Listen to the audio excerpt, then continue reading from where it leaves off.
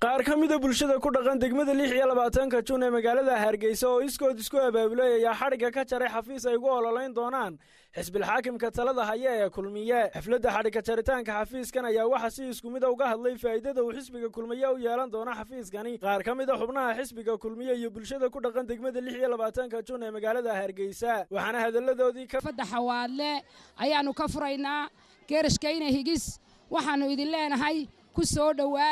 dhawaada dadweynaha sharafta leh waxaan idin leeyahay ilaahay idamkiisa kii lagu guulaysto ee lagu horumaro ilaahay ha ka dhigo mujaahidka Muuse Biixi Cabdi sawma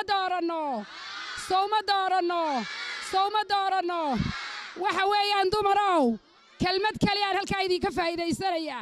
caruurteeni waa la soo dhax galay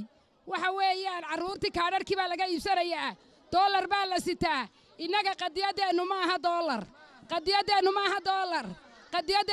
dollar aynu kaadharka ilaashada dumarow kaadharka ilaashada dumarow caruurta ay dhalinyarta ilaashada kaadharka waa qadiyadiini maxamar baynu tagnaa meedeed baynu ku noqonaa aynu ilaashana kaadhkeena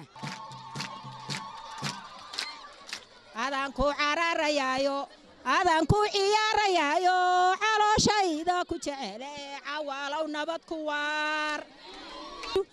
intaa kadib walaalayaal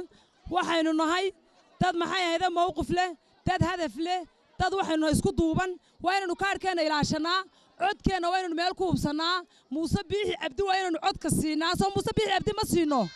soo mujaahid ma aha soo soo halgamin Allah ilaah ma sha Allah Muuse Biixi Cabdi wuxuu yidhi haddii aanan dhulkaygow dhaxanta iyo gaajada labadaba u dheeraraan